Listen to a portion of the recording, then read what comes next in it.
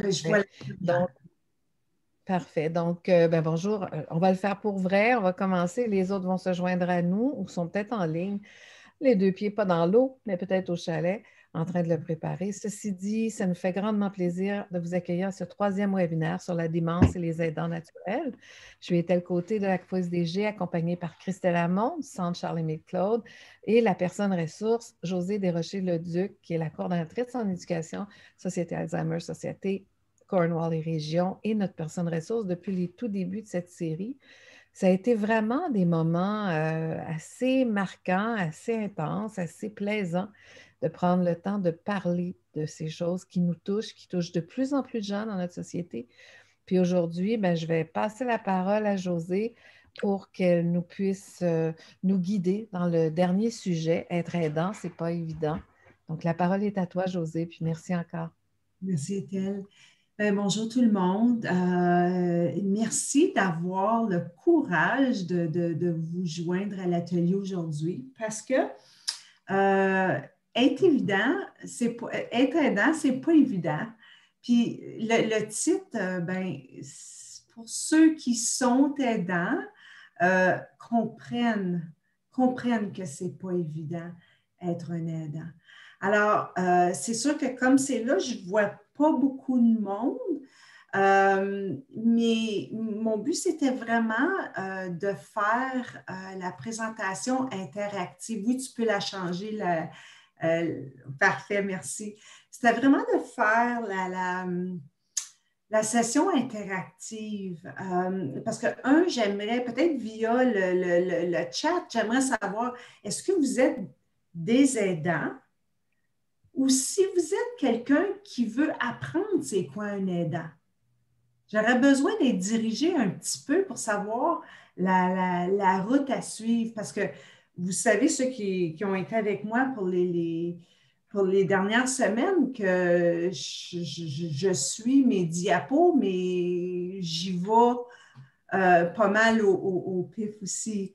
Alors, est-ce que c'est possible à travers le chat de me dire qui vous êtes? J'ai un Puis, bonjour. si vous voulez activer votre micro, oui, puis si vous ne voulez pas activer leur caméra, ils peuvent juste activer leur micro aussi. Donc, des fois, on ne veut pas dactylographier, mais on pourrait le dire. Donc, un ou Absolument, l'autre, vous êtes bienvenus. absolument. Oui, je suis aidante, OK. OK. Puis,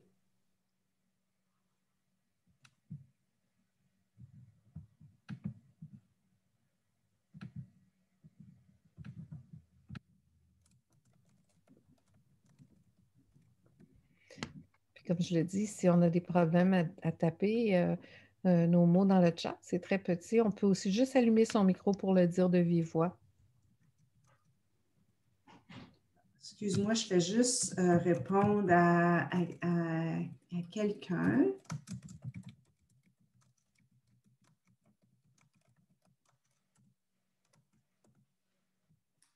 Je suis aidante. OK. D'après ce que j'ai pu voir, la plupart des gens sur la plateforme sont aidantes. OK. Puis, je vais aller sur la page Facebook plus tard, Josée, puis si jamais il y a des questions, des commentaires, je te les amènerai. Parfait. Alors, qu'est-ce qu'un proche aidant? C'est sûr que la personne qui le fait là, dans le moment, là, elle sait qui elle est. C'est sûr. Nous avons le gène dans plusieurs générations. OK.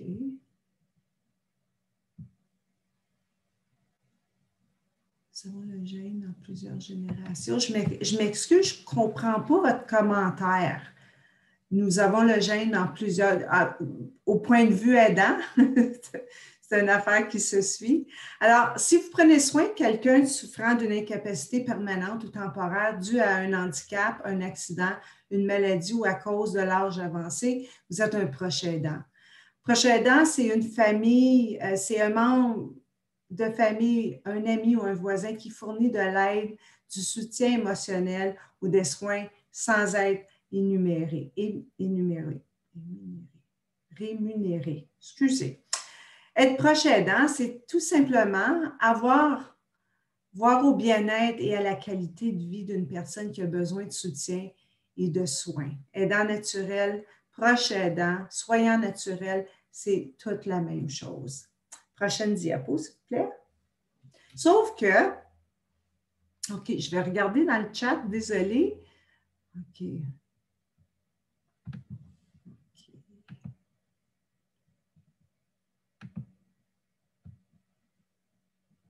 Ah, OK. Oui, là, je comprends que c'est une affaire de famille, Suzanne. Sauf que c'est sûr qu'aujourd'hui, on parle de l'aidant qui s'occupe d'une personne atteinte d'une démence, d'une maladie cognitive. Alors, cela exige une réorganisation familiale à long terme. Les rôles et les relations changent au fur et à mesure que l'autonomie de la personne diminue. Est-ce que quelqu'un aurait un commentaire par rapport à ce que je viens de dire? Je sais qu'on n'est pas loin dans la présentation, là, mais est-ce que vous auriez un commentaire? N'oubliez pas que vos commentaires peuvent édifier les autres. C'est ça le but de ces rencontres, c'est d'être capable de partager avec les gens c'est quoi pour vous être aidant, c'est quoi votre rôle comme aidant. Au fur et à mesure que la présentation va avancer, on va parler beaucoup le fait que c'est pas facile. Fait pour les gens qui sont sur la plateforme, qui sont là comme apprenants, vous allez être en mesure de comprendre à quel point c'est taxant être aidant, puis à quel point comme aidant, on a besoin de soutien. Puis je dis on parce que moi, j'ai été aidante un peu comme Suzanne, là, pratiquement de famille en famille.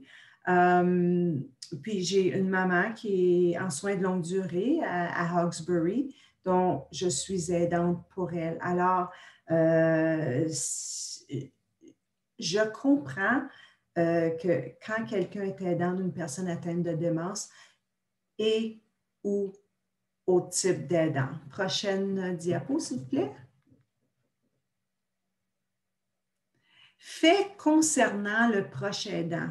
Bien, au Canada, un Canadien sur 4 âgé de 15 ans et plus, ce qui représente environ 8 millions de personnes, prodigue des soins à un membre de la famille ou à un ami. Ça, c'est sorti des statistiques de 2018, fait que c'est pas tellement vieux. Près de la moitié, donc 47 ont déclaré s'être occupés principalement d'un parent ou d'un beau-parent. Les conjointes sont les principaux aidants. Les aidants accomplissent différentes tâches comme, exemple, le transport, rendez-vous, l'entretien de la maison, les finances, les soins personnels, etc. Les aidants sont surtout des femmes. Ça, la statistique est de 2013, puis ça se maintient. Je vois pour les gens que je vois des oui. Puis on le voit aussi au sein de nos groupes de soutien. Que la plupart des personnes qui se joignent au groupe sont des femmes. Mais dans certaines régions, j'ai quand même plusieurs hommes. Je crois que ça va changer avec les années. Alors, j'ai maintenant une petite vidéo qui va faire un peu un sommaire de notre temps ensemble aujourd'hui. Il n'est pas long, mais je vous dis qu'il est au point. Alors, Chaque jour, nous pensons à prendre soin des personnes dans nos vies. Nous planifions notre carrière, la retraite et même notre héritage. Mais pensons-nous à nous préparer à devenir un proche aidant? Aujourd'hui, plus de 8 millions de Canadiens prennent soin d'un proche. Et on prévoit que ce nombre va augmenter avec le vieillissement de la population. Il est probable qu'à un moment donné, vous devrez aider quelqu'un que vous connaissez à faire son épicerie, à se rendre à ses rendez-vous ou à gérer ses finances. Que ce soit en raison d'une incapacité physique, d'un problème de santé mentale ou d'une maladie de longue durée, un parent, un ami proche ou un voisin pourrait avoir besoin de votre aide. C'est maintenant qu'il faut planifier, en parler, avoir une conversation à propos des soins, avant qu'une urgence se produise. Réfléchissez aux points qui sont importants pour vous et pour la personne dont vous prenez soin et faites une liste ensemble. Renseignez-vous sur les options qui s'offrent à vous. Parlez aux fournisseurs de soins de santé. Déterminez qui appeler en cas d'urgence.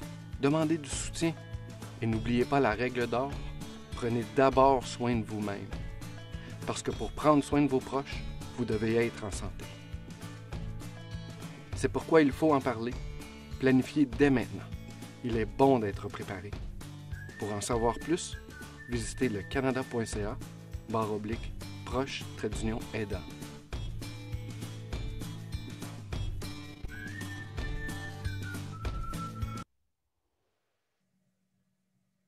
Merci.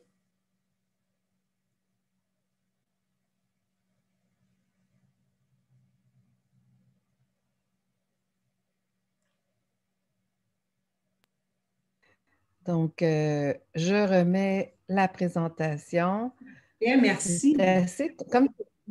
C'est vraiment très bien comme petite vidéo, je vais m'en servir. Très court, mais le message est juste. Et oui, absolument. Est-ce qu'il y a des commentaires face aux vidéos? Est-ce que je peux vous demander qu'est-ce qui vous a frappé du vidéo? Qu'est-ce qui vous a touché dans le vidéo? Est-ce que vous pouvez partager ça dans le chat, si possible?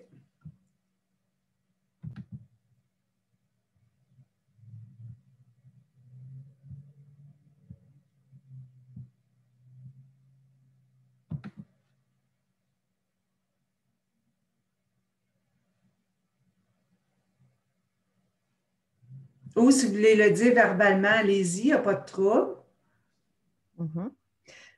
Ouais, il y a toujours la possibilité d'activer son micro. Suzanne, je pense qu'on voit tes lèvres bouger. OK, oui. Je viens d'activer mon micro. Je suis d'accord que c'est très important d'avoir la procuration en place. Quoique c'est difficile même avec la procuration en main, on doit quand même aller voir un avocat, aller voir, puis le médecin, les banques, il faut se promener avec la procuration en main. Ça est très, très important. Oui, absolument. Alors, c'est l'aspect du vidéo qui t'a frappé? Parfait. Est-ce que quelqu'un d'autre va ajouter quelque chose? Moi, je vais juste dire que j'ai trouvé que, comme j'ai dit, c'était court, mais c'était juste. On dirait qu'ils ont trouvé vraiment la façon de passer les messages simplement. Ça rejoint tout le monde, un message comme ça. Ça clarifie peu de choses. Ça nomme des actions super concrètes. En tout cas, c'est rare qu'on voit un message aussi court, mais aussi clair. Et je pense qu'après ça, on peut savoir qui on devrait approcher pour, si on ne sait pas quoi faire, comment le faire. En tout cas, merci pour le partage. Bienvenue. Puis je t'invite à le partager. Pas trop. Alors, il y a plusieurs défis et différents besoins chez l'aidant. Autant qu'il est gratifiant de s'occuper d'une personne vivant avec une démence. Quand j'écris PVAD, c'est personne vivant avec une démence. Il est aussi normal de ressentir des émotions qui peuvent venir à remettre en question notre santé, notre rôle, ainsi que notre efficacité en tant que proche aidant. Alors, si je fais référence aux vidéos qu'on vient de voir, il n'y a pas personne vraiment là, qui a planifié qu'un jour il serait proche aidant. Hein? Puis je vais aller plus loin que ça, c'est qu'à un moment donné, on se retrouve proche aidant, puis on ne réalise même pas qu'on est déjà assis dans l'autobus des proches aidants, puis on est dedans. C'est là qu'on est rendu. On est dedans, puis souvent, on est dans le feu de l'action, puis tout d'un coup, ça l'arrive. Ce n'est pas quelque chose qu'on décide, ben, aujourd'hui, je deviens proche aidant. Ce n'est pas comme ça. Pour ceux qui sont sur la plateforme et qui sont proches aidants, incluant moi, je peux vous dire que tout d'un coup, c'est on se fait prendre dans le feu de l'action. Est-ce que c'est juste de pouvoir dire ça? Oui? OK. Merci, Suzanne. Alors,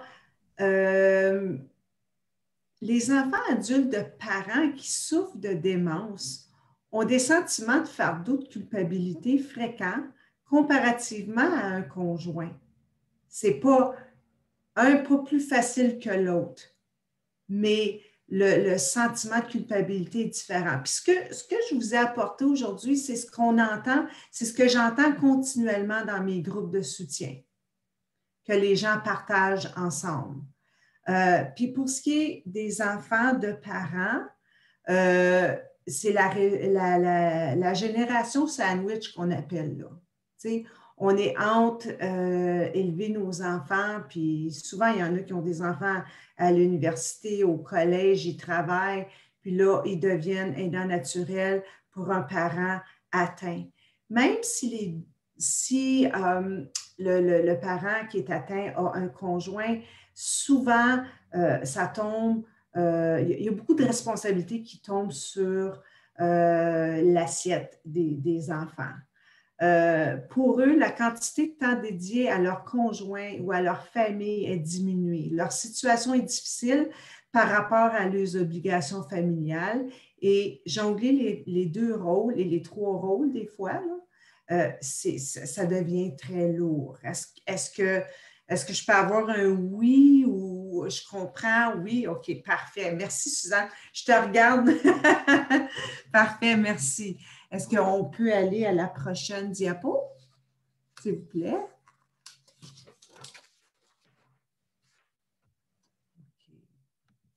Je vais juste répondre. Parfait.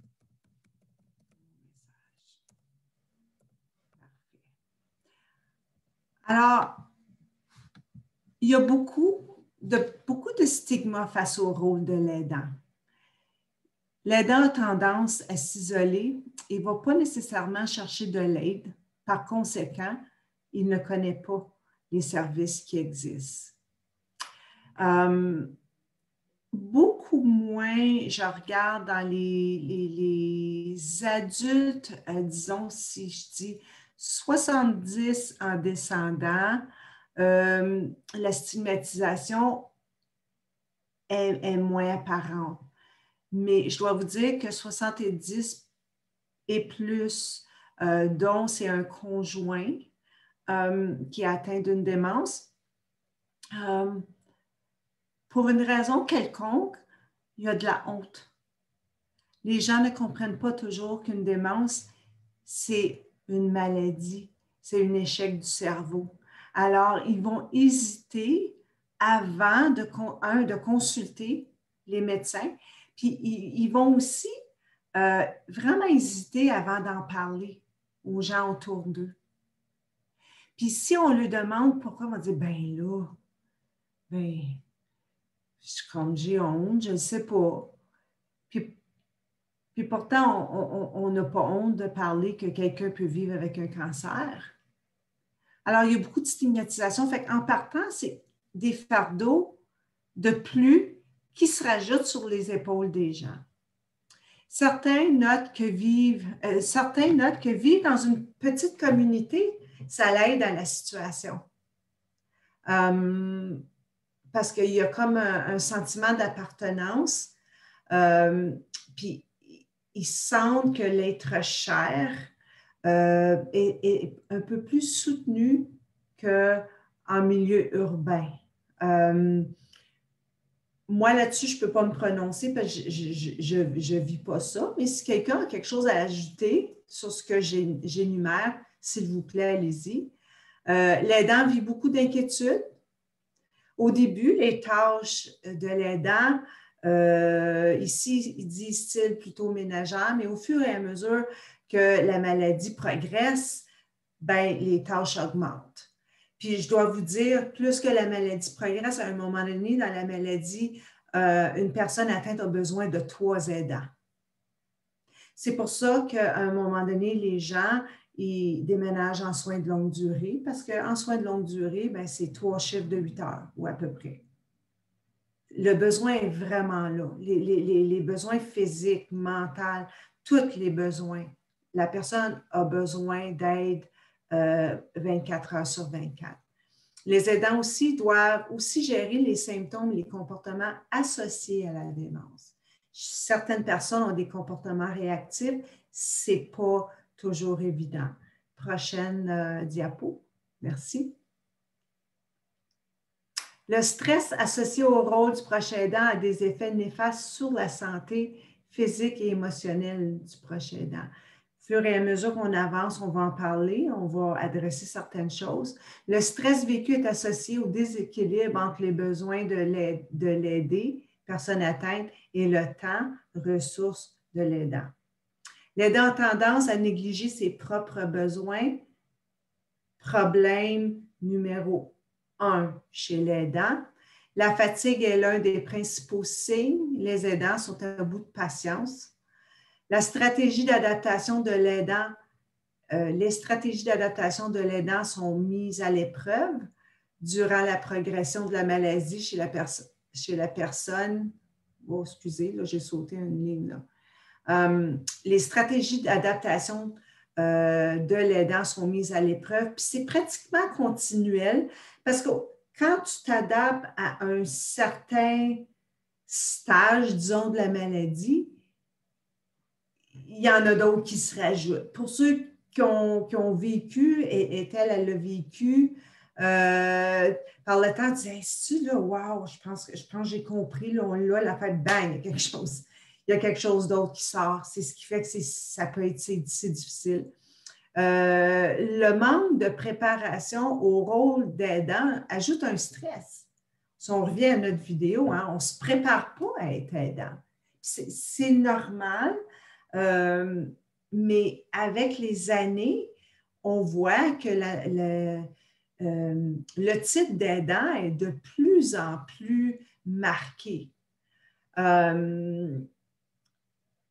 Puis l'importance de savoir comment gérer ça, c'est important. Alors, on va parler un peu d'émotion. L'émotion de l'aidant, ben, le déni hein, au début de la maladie, là, ben non, c'est pas si pire, ça va se passer, le médicament va agir. Puis des fois, c'est strictement là que tu es. C'est des choses qu'il faut accepter, puis les émotions, ils sont normales. De jamais se critiquer ou de se taper sa tête parce que tu as une émotion, disons, la colère par rapport au changement physique et mental de la personne atteinte. Il y a des pertes là-dedans qu'on vit. On a de la peine là-dedans. On a de l'anxiété parce que jusqu'à où qu'on va pouvoir donner à 100% à l'être cher, qu'est-ce qu'on peut lui donner. Puis là, tu embarques dans une frustration face à l'incapacité de répondre à tous les besoins de la personne. Comme je disais, à un moment donné, ça prend 3 personnes. Il faut vraiment accepter que c'est comme ça, puis ce n'est pas parce qu'on n'est pas des bons aidants, c'est parce qu'on a des limites. Puis il faut vraiment reconnaître nos limites. Puis chaque limite sont différentes pour chaque aidant. L'aidant va avoir possiblement des troubles de sommeil.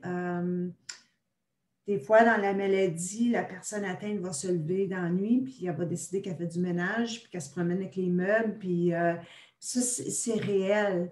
Mais l'aidant qui sait que c'est des choses qui peuvent arriver, là, c'est un soutien pour lui que, OK, bon, mais ça veut dire que peut-être à ce moment ici, on doit commencer à faire des procédures pour possiblement un déménagement ou avoir quelqu'un pour venir la nuit. Il y a possibilité d'avoir du soutien.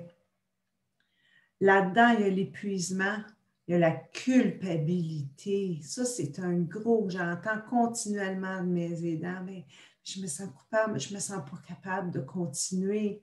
C'est normal. Le chagrin, hein, on les voit changer, on a de la peine de les voir changer. Les gens se sentent seuls ou isolés parce que j'ai des aidants, des gens qui m'ont déjà demandé, c'est-tu normal depuis que mon être cher est diagnostiqué que je me sente seule? Les gens dans le public ne comprennent pas ce qu'on vit et ce qu'une personne avec la démence vit. L'aidant, un autre gros problème, c'est qu'ils hésitent à demander de l'aide. Puis souvent, les gens, ils sont là, ils sont prêts à aider,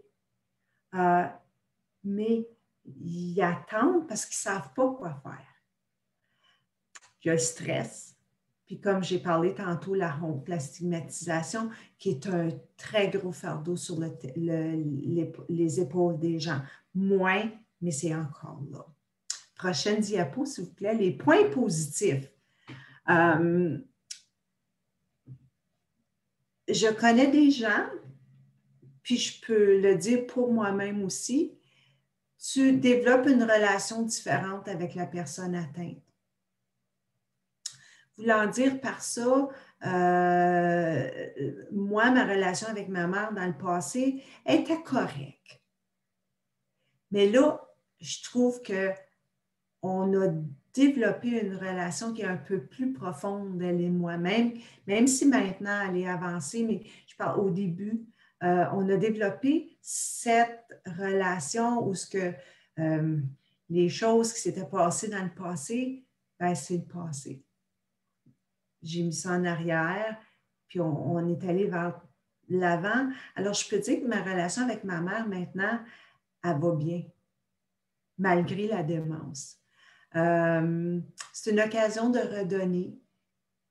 Il y a un sentiment d'affection, le rapprochement dans la relation, je viens de pas mal le dire, sentiment d'accomplissement et de satisfaction, même si ce n'est pas facile. Apprendre de nouvelles compétences et de connaissances. Je dois vous dire que moi, j'ai embarqué dans le domaine des démences après 30 quelques années dans le domaine de la santé à cause que j'ai travaillé avec ma mère. Puis j'ai réalisé que, wow, c'est ça que je veux faire. Puis ça fait maintenant 10 ans. Développer une plus grande compassion par rapport aux gens. Certains expriment même de grandir que le fait d'accepter la maladie rehausse le sentiment de résilience. Création de nouvelles amitiés grâce au réseau de soutien. Les gens qui font appel à la société d'Alzheimer, les gens qui rencontrent des aidants qui se rencontrent au sein d'un groupe de soutien et qui développent des liens. Parce que faut se le dire que on se comprend quand on se rencontre. Parce qu'on est capable de parler dans le groupe de soutien de qu'est-ce qu'on vit, puis des fois nos frustrations, mais on ne serait pas nécessairement capable de le dire à tout le monde puis de le partager. Hein? Merci, Ethel.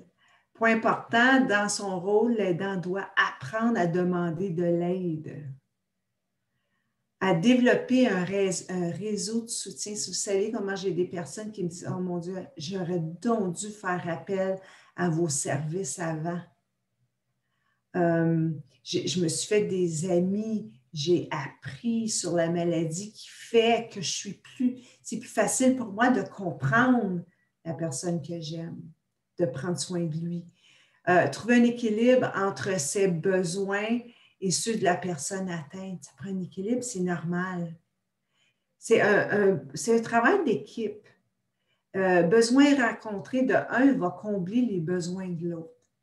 Alors, si l'aidant prend soin de lui, puis que ses besoins sont rencontrés, la personne atteinte, elle va se sentir comblée, elle, avec. Parce que pour ceux qui sont aidants, je ne sais pas si vous avez déjà remarqué, là, mais la personne atteinte, elle est tellement... elle comprend tellement le non-verbal. Alors, si tu n'es pas à une bonne place, la personne va le sentir. Souvent, quand la personne sent que l'aidant n'est pas bien, si l'aidant est anxieux, la personne va devenir anxieuse.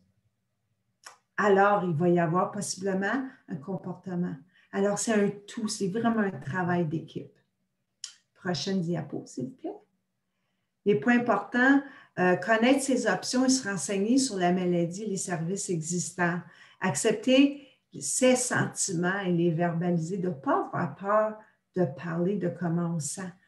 C'est sûr qu'il faut choisir les gens à qui on en parle parce qu'il y a des gens qui ne comprennent pas. Je ne sais pas si vous avez déjà fait dire les aidants, bien, si tu, ta mère a l'air bien, hein, ton mari, il a l'air bien, il n'a pas l'air malade pantoute, bien, à ce que je sache, à moins d'être rendu en fin de vie, ce n'est pas écrit qu'une personne a une démence. Ça ne se voit pas nécessairement.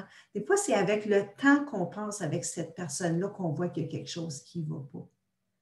Apprendre à valoriser les moments ou les gestes qui sont encore présents chez la personne atteinte. Miser sur les facultés qui restent. Apprendre à connaître la signification des comportements de la personne atteinte. Ça, c'est important. Les gens vont dire, ben, l'être cher a commencé à être agressif, mais des fois, pas des fois, je dirais 95% du temps, il y a quelque chose en dessous de supposée agressivité-là. Puis, j'aime pas dire le mot agressif en partant, là, mais il y a une raison. Puis, des fois, c'est des petites affaires là, incroyables. Se concentrer sur les capacités que la personne atteinte possède et non sur ce qu'elle a perdu. Ce qu'elle a perdu, malheureusement, ça ne reviendra pas. Mais miser sur ce qui reste, c'est important. Comme proche aidant, tenter de voir les choses du point de vue de la personne, de se mettre dans les souliers de la personne, entrer dans son univers, de ne pas essayer de réorienter la personne dans notre présent à nous. Parfois, il faut faire des changements lorsqu'on devient un aidant. Nos limites. Plus que l'aidant sera à l'écoute de lui-même, plus il sera capable d'accepter ce qui se passe.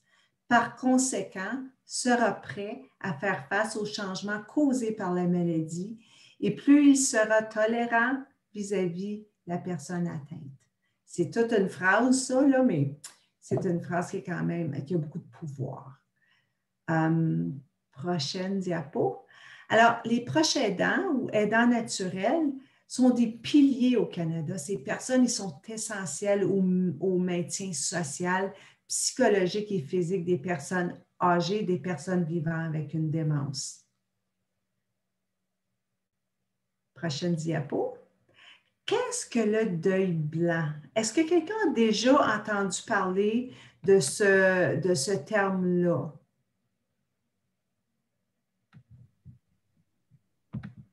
Non? OK. Le deuil est de perdre quelque chose. Blanc, c'est peut-être parce que la personne n'est pas décédée, elle est toujours là. C'est ça. C'est une devinette, là aussi. Oui, c'est ça. Une devinette. Oui, c'est ça. C'est ça. Le deuil blanc, c'est un deuil qu'un aidant ressent lorsqu'une personne atteinte de démence n'est plus qui elle était dans le passé, mais la personne est toujours vivante. Alors, chacun vit ce type de deuil différemment. La personne qui elle peut vivre un deuil blanc quand il y a diagnostic.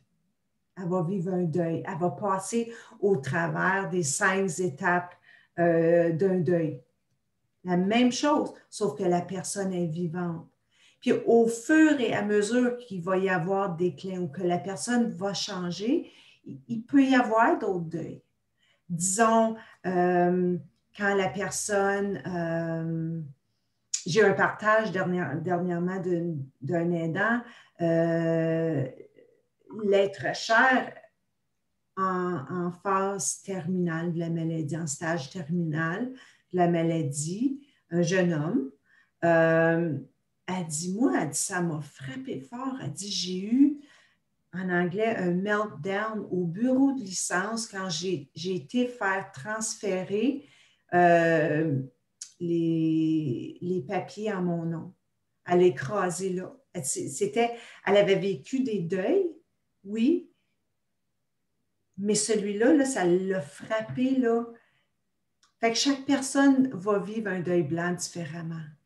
Puis à noter aussi qu'une personne vivant avec une démence va vivre un deuil, surtout si la personne est au courant qu'elle a une démence.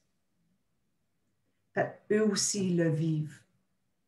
Mais est-ce qu'ils le vivent, tu sais, des fois, il y a des pertes de mémoire, puis ça revient. Est-ce que, comme ils le vivent une fois, ou ils le vivent pendant longtemps, parce qu'il y a cette tour-là pendant longtemps?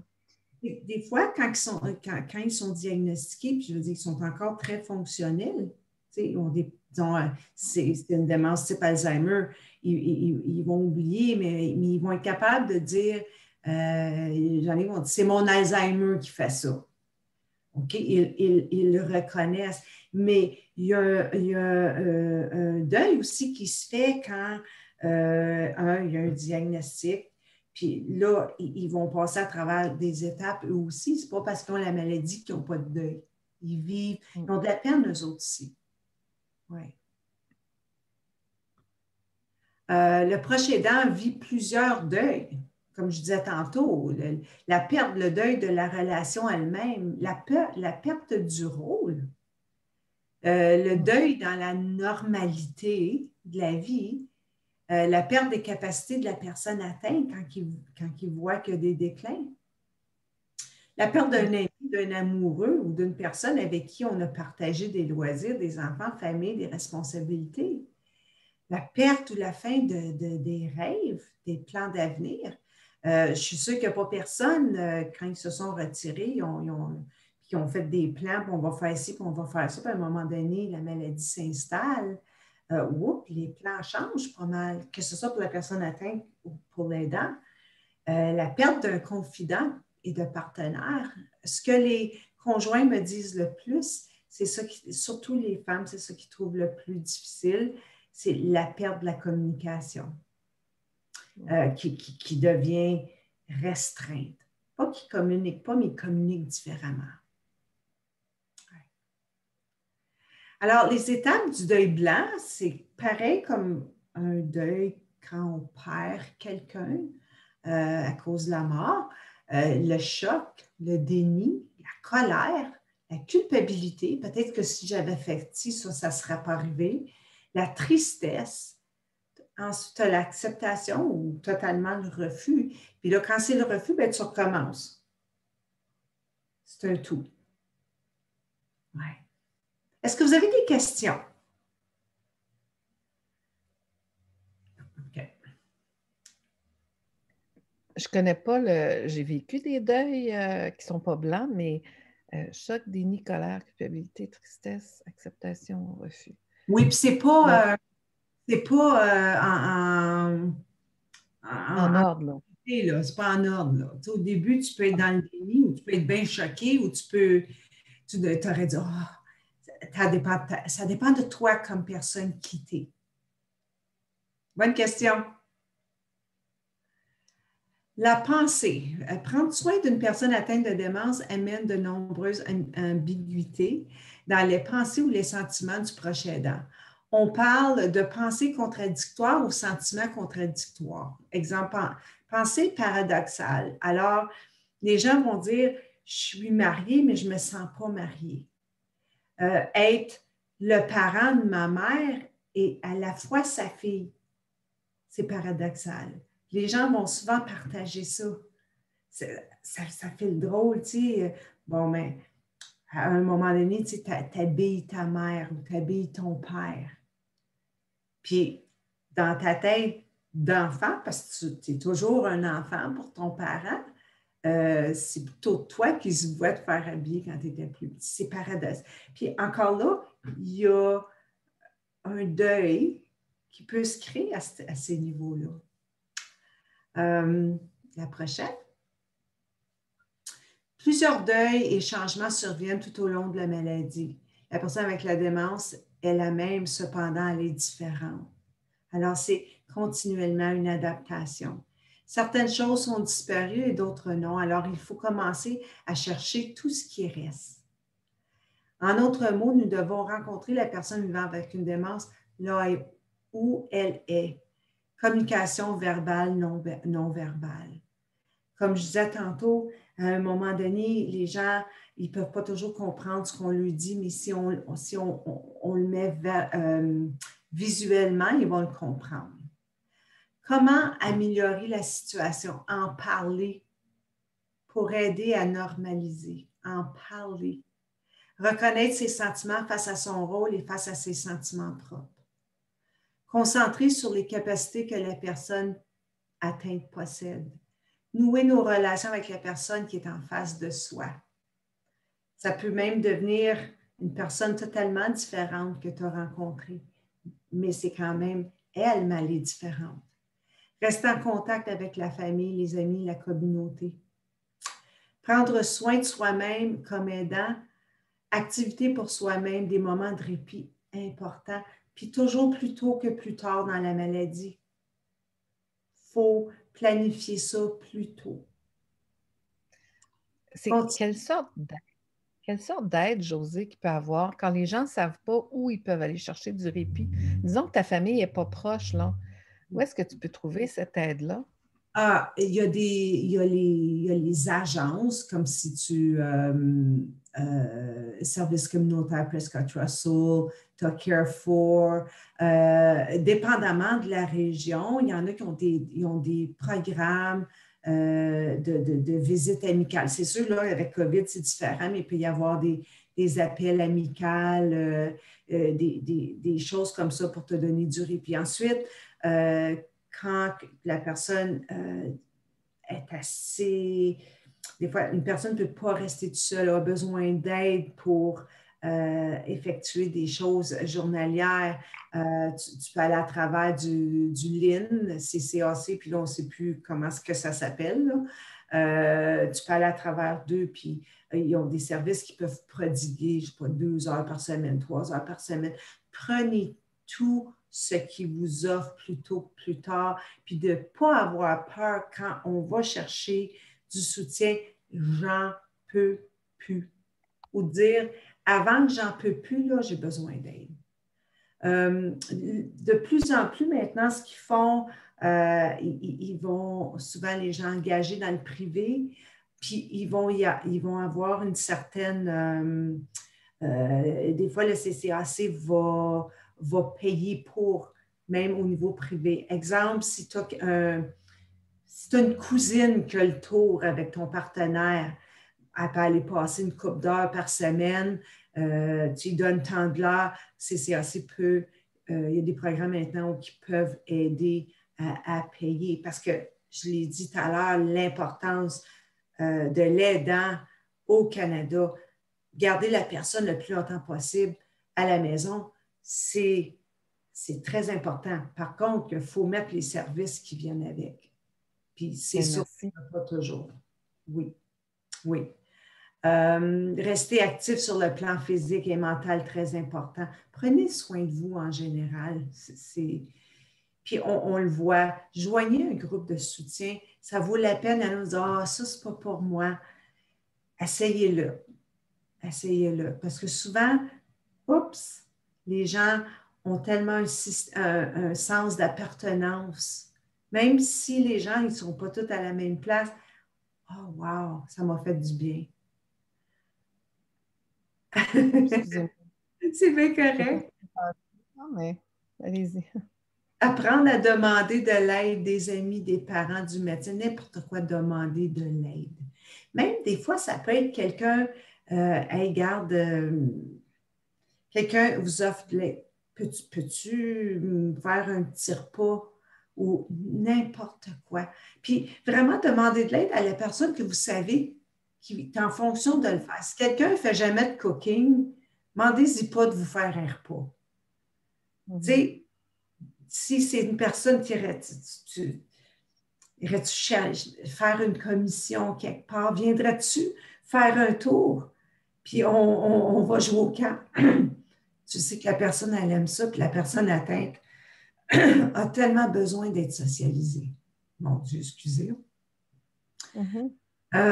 S'informer sur la maladie, sur le rôle de l'aidant, il y a tellement... Nous, on a plein de programmes pour éduquer nos gens au max. Chercher des moyens d'établir des moments significatifs à tous les jours avec la personne atteinte. Planifier à court terme les activités avec la personne. Important de les garder connectés, de vous garder connectés.